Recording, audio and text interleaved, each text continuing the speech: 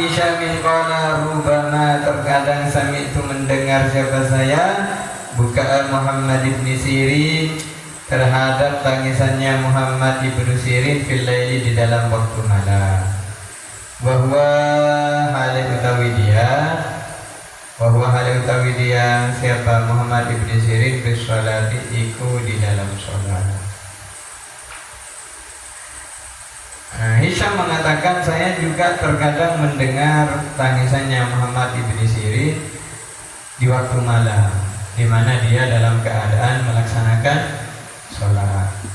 Nanti kalau kalian baca Qur'annya udah merenungi, meresapi, bisa juga, bisa seperti itu. Dan beda ya kesan menangis membaca Al-Quran karena merasakan maknanya, meratapi dosa-dosanya, kesalahannya, itu beda rasanya. Wal athar, adapun kisah-kisah, ada hadis, itu sama. Kalau hadis itu perkataan, pekerjaan, dan tingkah laku Rasulullah, takrir, ketetapan. Tapi kalau athar lebih kepada qaulus sahabat, perkataan para sahabat. Ada yang lebih umum lagi, pernah tak dengar kalian? Al-akhbar, pernah? Itu lebih umum. Maksudnya di sini wal athar, adapun kisah-kisah fi hada, di dalam ini, yakni maksudnya menangis dalam ketika membaca Al-Quran, ialah kathiratun, banyak. Kalau diceritain semua, kata Syekh Nawawi ini banyak. Kathiratun la yumkinu, tidak mungkin. Apa yang tidak mungkin? Hasruha, menghitungnya atau meringkasnya di sini nggak bisa. Tapi wafima, dan di dalam sesuatu, asyarna, yang telah kami paparkan, ilaihi, terhadapnya ma, wafima, dan di dalam, dan ialah di dalam sesuatu, asyarna, yang memaparkan siapa kami, ilaihi, kepadanya, wanabahna, dan mengingatkan siapa kami, wanabahna, dan mengingatkan siapa kami, alaihi, atasnya ma, kifayatun, ya, sebuah kecukupan. Tapi begini katanya, meskipun tidak mungkin untuk dikumpulkan di sini, dihitung, tapi kisah-kisah yang ada, yang sudah diceritakan oleh Sayyidina Umar, ya kan, Ibnu Abbas, kemudian sekelompok manusia dari penduduk Yaman, sampai yang ini yang Muhammad ibn Sirin, itu sudah cukup. Ada kifayatun, adalah sebuah kecukupan, cukup bagi kalian untuk menjadikan sebuah pelajaran. Ya, wallahu a'lam. Nah, lagi. Qala, berkata siapa al-Imam Abu Hamid al-Ghazali. Qala, berkata siapa al-Imam Abu Hamid al-Ghazali. Imam Ghazali mengatakan, al-buka'u, adapun menangis, mustahabun, disunnahkan. Kata Imam Al-Ghazali, nangis itu disunnahkan, ma'al qiraati, sertanya membaca Al-Quran, wa indaha, dan sertanya mendengarkannya. Kalian disunnahkan nangis, bukan gaya-gayaan.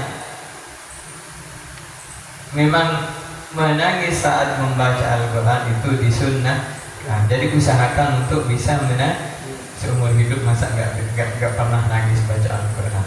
Kira begitu ya. Nah,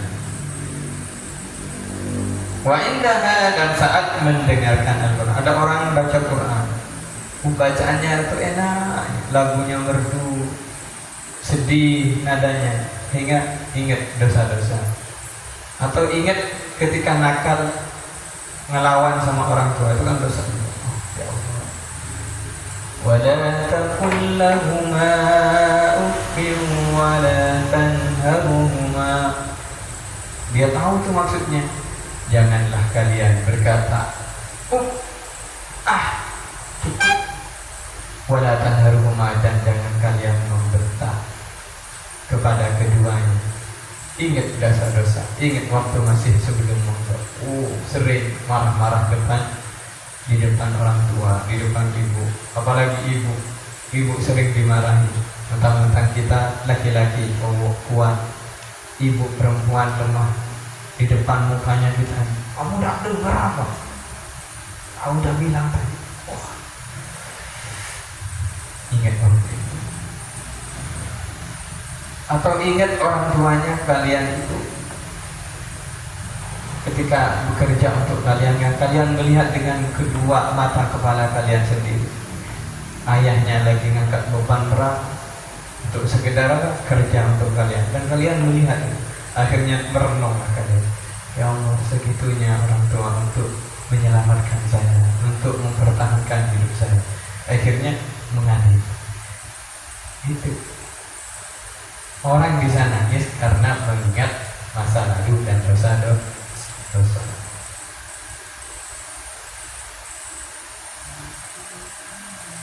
Akhirnya bisa menangis. Dan yang paling membawa emosional seseorang memang kedua orang tua. Apa-apa kalau sudah bicara tentang kedua orang tua itu mudah seseorang itu bisa menangis, ketimbang mengingat dosa-dosanya sendiri yang tidak berhubungan dengan orang tua. Tapi kalau masalah orang tua itu sudah, ya, sekeras apapun, sekuat apapun seorang anak, kalau sudah disentuh hatinya, ingat orang tua, udah ibarat kangkung disiram air panas, langsung meleleh. Nah, kalian begitu. Sekali lagi, menangisnya itu nggak bakalan bisa kalau nggak bilang. Nanti ada caranya di bawah. Langsung. Waqala berkata Imam Al-Ghazali. Imam Al-Ghazali menjelaskan kepada kita. Wa tariquhu, adapun caranya menangis. Langsung. Wa tariquhu, adapun caranya seorang qori, orang yang baca Al-Qur'an. Ditafsirihi, di dalam mendapatkan atau menghasilkan tangisan. Gimana caranya? Imam Ghazali memberikan tuturan kepada kita. Ayyuhdira, ialah menghadirkan siapa qori qalbahu, terhadap hatinya qori, al-huzna, kesusahan, kesedihan. Caranya, kata Imam Ghazali, kita ini harus bisa menghadirkan dalam hati kita suasana kesedihan, kesusahan. Yang seperti yang saya katakan tadi, kita ingat dosa-dosa, kita ingat kesalahan, kita ingat ini perlawanan kita, keangkuhan kita, ingat kita kepada guru-guru kita ingat, ya. Gimana kita pernah membuang muka, gimana kita pernah mentertawakan guru-guru kita, di belakang guru-guru kita. Sering itu dikerjakan. Bi'ayat amala, dengan gambaran mengangan-angan. Bi'ayat amala, dengan gambaran berangan-angan siapa dia, terhadap sesuatu yang di dalamnya Al-Quran. Dia mengangan-angan, merenungkan apa yang ada dalam Al-Quran itu. Minat tahdidi, daripada ancaman. Tahdid itu ancaman di dunia. Tahdid seperti gempa, banjir, tsunami. Ketika ada ayat-ayat tentang itu, langsung dia berangan-angan. Mungkin gempa di sini tidak pernah ya, tapi kalau banjir pernah kan? Bagaimana kagetnya atau risaunya seseorang ketika ada air datang masuk rumah. Ya Allah, anak saya gimana mau tidur? Ya Allah, semua kena air. Itu baru air. Gimana kalau yang gempa itu? Kayak begitu. Bisa menangis. Tahdid, ya. Ketika misalkan mendengar tentang idza zulzilatil ardu zilzalaha, itu kan ayat tentang kiamat. ketika digoncangkan dengan segoncang-goncangnya. Bumi ini digoncangkan. Itu nanti di hari kiamat. Di dunia kita udah dikasih DP-nya, dikasih percobaannya. Pernah di sini ada gempa, di Sumsel pernah. Bumi bergetar, bergoncang. Kalau di daerah sana memang yang rawan gempa itu lagi tidur jam 2. Dulu Ustaz waktu mondok dialami baru tidur enak-enak, tiba-tiba apa? Gitu, udah keluar dari itu. Lalu getaran aja kita langsung kayak diduduk lantahkan, langsung keluar rumah. Jadi ingat menggambarkan bagaimana nanti kalau sudah kiamat betul.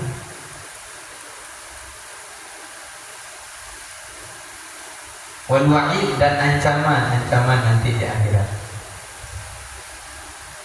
Tahdid itu ancaman, peringatan. Wal wa'id ancaman juga.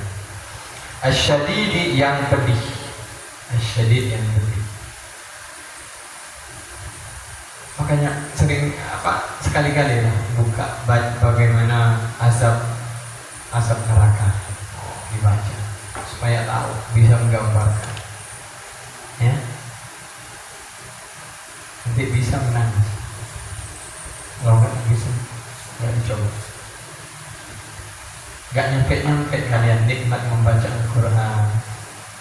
Nggak nyampe ke tingkatan di mana kamu tuh ketika mendengar bacaan Al-Quran langsung merinding, langsung kayak ya Allah, tolong jangan tolong selamatkan saya. Ya.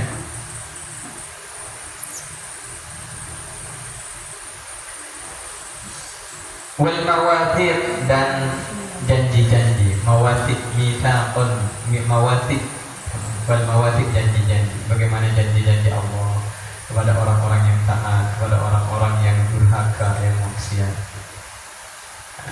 Bukankah dulu kita sebelum di dalam rahim kita berjanji kan sama Allah? Gimana janji? Alastu bi rabbikum qalu bala. Bukankah saya Tuhanmu? Itu janji kita. Tapi sekarang kita mengingkari kan? Bagaimana kita masih maksiat, masih melakukan yang haram. Itu namanya mengingkari janji kepada Allah. Kita mengakui dulu bahwasanya Allah itu Tuhan. Tapi hari ini berapa banyak janji yang kita udah ingkari. Wal uhud sama juga. Ahdun itu janji, perjanjian, tapi perjanjian di dunia. Makanya bukan mausid tapi ma'had. Tahu arti ma'had? Al-ma'had akar katanya apa? Ahdun, janji. Jadi kalian tuh sudah melakukan perjanjian dengan orang tuanya, dengan guru-gurunya. Masuk pondok berarti masuk tempat berjanji. Al-ma'had tempatnya berjanjian. Di sini banyak. Kalian dulu waktu santri baru masih unyu-unyu, masih polos, ya, disuruh ke selatan langsung tanpa ada kata langsung ke selatan. Ini masih agak lama aja kalian kan udah mulai lincah bergerak kan. Udah mulai berani melanggar. Coba masih unyu-unyu santri baru, ya kan? Wajahnya Masya Allah kayak gak punya dosa. Ya suruh makan, langsung makan dia. Tapi coba sekarang makan, kaget. Itu namanya melanggar perjanjian. Oh, nanti, pas jam berapa ini? Santai-santai aja dulu di kamar. Itu ma'hadun. Di sini wal uhud janji-janji. Gitu dulu misal. Jadi orang masuk pondok itu dia sedang mengambil sebuah perjanjian besar, perjanjian dengan orang tuanya, perjanjian dengan guru-gurunya, dengan teman-teman. Berjanji dan akan belajar, akan semangat, akan membahagiakan meninggalkan ayah bunda. Ternyata nyampe pondok melanggar, ya, melanggar janjinya sendiri. Terbukti dengan apa? Oh, kajian dari ibu, salat berjemaah, nunggu ada ustadznya, kadang lari, ya kan? Kewajiban murojaah nggak dikerjain. Semua itu berat, namanya janji itu berat. Tapi kalau nggak ditepati, ya juga berat hukumannya. Kemudian ta'amal, kemudian seseorang itu berangan-angan taksirohu, terhadap kecerobohannya, keterbatasannya,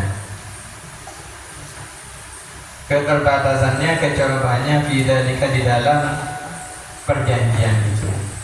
Orang itu kemudian berangan-angan, ya Allah, berapa kali saya ini melanggar janji saya kepada ibu saya, kepada ayah saya, kepada guru saya, ya kan?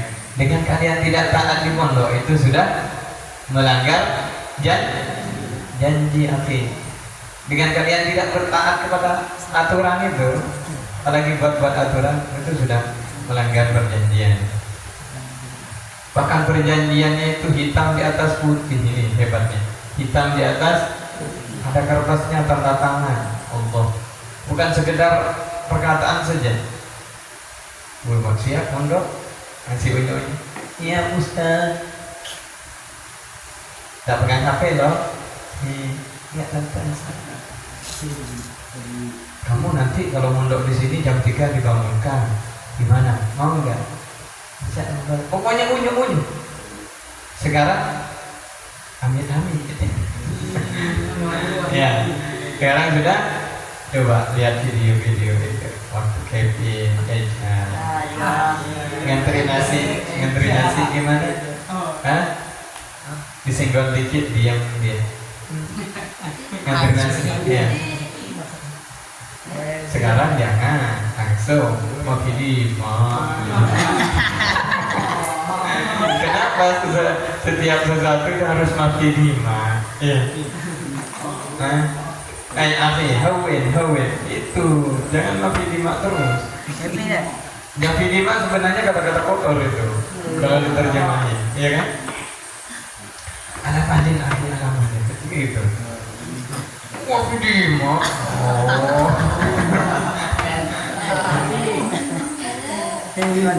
Ya, kemudian dia berangan-angan. Dan itulah yang bisa membuat seseorang itu bisa terpancing untuk menangis. Santri wajib begitu latihan, ya, baca Quran sebelum dia hafal, baca terjemahnya dibaca. Terkadang Al-Quran itu sedang menegur dirinya sendiri. Kita baca tentang ayat tentang mencuri, pas waktu itu kita buat keadaan dalam mencuri. Sering Al-Quran gitu. Kita berbicara, membaca ayat tentang jangan kalian memakan daging saudara kalian. Itu pas keadaan itu kita lagi menggibah teman kita. Itu sering kali Al-Quran itu menegur. Tapi yang bisa melakukan seperti itu yang hanya yang tahu, yang membaca maksud daripada ayat itu. Ya. Fa in lam yahdurhu, apabila tidak bisa menghadirkan seseorang. Sekarang kata Imam Ghazali, kok dia masih belum bisa menghadirkan tangisan itu? Fa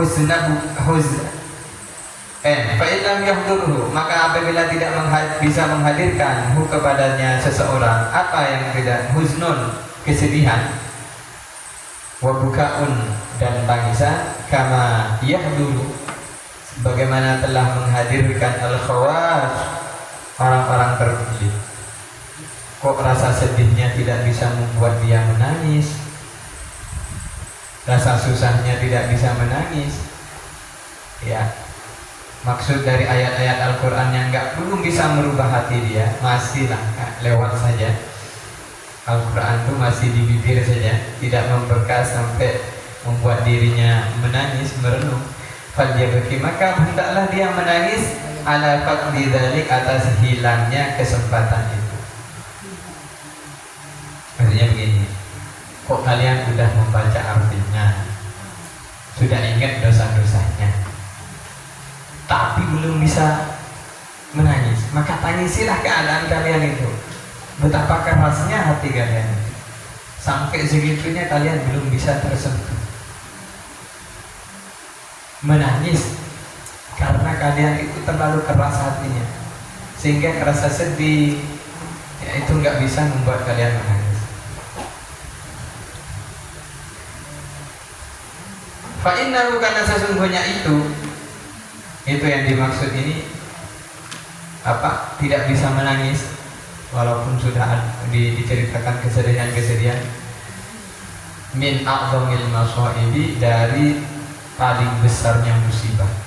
Jadi paling besarnya musibah kata Imam Ghazali bukan orang yang diambil hartanya, bukan orang yang ayah atau ibunya diambil, diwafatkan, meninggal. Kata ulama, paling besarnya musibah ketika seseorang sudah salah tapi tidak merasa sah, sudah maksiat tapi tidak merasa berdosa. Itu yang musibah paling besar. Itu wajib ditangisi oleh orang. Ya. Hukuman paling besar itu bagi pelaku maksiat adalah ketika dicabutnya rasa menyesal dalam dirinya. Jadi kalau ada orang ketawa mencuri, itu musibah besar itu. Kalau ada orang bahkan bangga diri dengan minuman keras, sambil ketawa-ketawa, itu musibah besar. Kenapa? Karena Allah udah cabut rasa penyesalan dan rasa bersalah. Orang kalau udah salah tapi tidak merasa bersalah, dia akan terus melakukan kesalahan-kesalahan lain, sehingga apanya? Dosa-dosanya terus bertambah, sehingga nanti di akhirat dia diazab dengan azab yang sangat pedih. Ustaz, orang yang gak beragama Islam itu bagaimana? Kok kaya? Bahkan menghina Islam, masih saja mereka makin kaya, makin berjaya, makin berkuasa. Ketahuilah, mereka yang melakukan dosa tapi tidak diazab, itulah musibah paling besar. Jangan kamu kemudian kecil hati lalu kemudian kamu menjadi seperti mereka, jangan.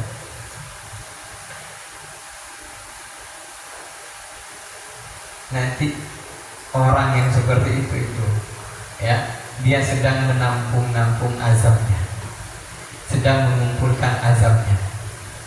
Allah kasih nikmat, itulah yang dimaksud dengan istidraj. Apa? Nah, misalkan kamu di sini melanggar, tapi kalau setor paling banyak, tapi dia melanggar, hati-hati. Kok ada santri kerjaannya melanggar terus, tapi kalau setoran misalkan, kalau ngapal itu paling cepat, tapi kesehariannya dia paling banyak berkasus. Itu namanya bukan nikmat hafalannya, istidraj. Nanti suatu saat hafalannya akan diambil semuanya, dicabut, ya, lalu dia tinggal mempertanggungjawabkan dosa-dosanya. Jangan bangga. Suruh ikut mutola'ah misalkan, nggak usah, saya udah kayak itu gampang itu, besoknya beneran gampang. Sampai teman-temannya yang udah ngantuk-ngantuk suruh mutola'ah itu heran, saya udah ngantuk-ngantuk tapi tetap aja nggak bisa jawab, dia tidur kerjanya. Jangan bangga, jangan-jangan dia ilmunya kan nikmat aja yang itu, bukan harta aja yang istidraj. Ya, orang yang dibiarkan Allah tetap melakukan maksiat, hati-hati. Nanti istidraj, ya. Maka penting untuk kita menangis. Sekali lagi, kalau sekiranya tangisan kita tidak membuat kita riya dan sum'ah. Apa riya? Melakukan amal karena ingin dilihat manusia. Riya itu dari ro'a ya, riya akar katanya dari ro'a, melihat, ingin dilihat. Ada sum'ah dari sami'ah, Pengen didengar. Suaranya kalau jadi imam dimerdu-merduin. Ya, dia merdu-merdu. Apa pengen didengar subhanallah? Jangan. Jangan. Jadi selama tangisan kita tidak membuat kita sum'ah atau riya, silakan disunahkan menangis. Tapi kalau lagi sholat sendiri, ya sholat tahajud, kalian usahakan nangis sejadi-jadinya. Itulah pahala yang paling besar kalian baca Quran. Ketika kalian bisa merenungi ayat dan kalian bisa mengingat dosa-dosa kalian. Ya. Kullun nas ma'fuun illal mujahhar, kata Nabi. Setiap manusia itu akan dimaafkan kecuali mujahhar. Tahu mujahhar? Mujahhar tahu? Mujahhar itu orang yang siangnya ngelakuin maksiat, lalu Allah tutupi dosa-dosanya. Paginya dia cerita. Atau malam dia minum, mohon maaf, makan sampai bawa pacar, Allah tutupi dia sampai pagi hari. Pagi harinya dia cerita, kayak aku bersama ya, puas bener, pokoknya nikmat bener semalam. Kita minum rame-rame, gimana coba? Di situ kami bawa ini, diceritain maksiatnya, dicerita. Ini kata Nabi, ini yang gak dimaafkan. Udah Allah tutup aibnya, tapi dia membukanya sendiri. Haram menceritakan maksiat sendiri. Jadi kalau kamu bersalah, udah gak usah dibuka. Kalian dengan Allah. Allah udah maha pengasih, maha penyayang. Ya. Coba, siapa yang tidak pernah bersalah ini? Yang tidak pernah berdosa siapa? Enggak ada kan? Semuanya berdosa. Ya. Al-insan mahallul khata' wan nisyan. Kullu bani Adam khata'un. Setiap anak Adam itu khata'un, para pelaku dosa. Tapi Allah tutupi itu. Ya. Kalau seandainya Allah buka aib kalian ini, misalkan Fatih, ya, pagi tadi mana azram sakit, atau Fatih lah, atau Kevin ngomongin temannya, ya, ngibahin temannya, terus masuk duhur langsung sumbing, ya, langsung kayak gitu, ya, langsung ditampakkan seandainya, atau ini ada yang nyuri, ada yang nyuri apa? Nyuri lauk tadi pagi atau tadi siang nyuri lauk. Langsung asar langsung kayak begini tangannya. Langsung ditambahkan. Berapa alangkah jeleknya manusia di hadapan manusia yang lain. Tapi kemudian enggak, Allah tutupi. Kalau Allah sudah tutupi, kalian jangan buka. Kullun nas ma'fuun illal mujahhar. Semua manusia itu diampuni kecuali mujahhar, orang yang sudah ditutupi aibnya tapi masih dibukanya sendiri. Itu jangan hati. Ya. Ustaz, saya salah Ustaz. Ya sudah, saya banyak salah aja. Enggak usah lagi diperinci. Kemarin Pak saya bawa ini Pak, kemudian saya masuk ke rumah ini, itu diberi sampai kayak orang yang dengar itu kayak melihat kejadiannya langsung. Oh, bahaya. Kesalahan kita tidak untuk digambar, tapi untuk kita taubati, sesali, berjanji untuk tidak mengulangi lah. Paham ya? Musibah terbesar ketika kalian melanggar, ketika kalian maksiat, tapi kalian tidak merasa bersalah. Siapa yang ini kemarin malam ini siapa? Diam semua, nggak merasa bersalah. Ya, suruh ngaku dan mau. Anehnya lagi, dia ngelakuin lagi kerjaan itu. Jangan sampai, paham ya? Nah, ini saja. Besok masuk, minggu depan masuk bab disunahkan baca Al-Quran dengan tartil. Nah, kalau pembahasan menangis, berbuka, merenungi itu sudah. Ini ngurut ini. Mudah-mudahan ada berkah manfaatnya. Kita akhiri dengan doa kafaratul majelis.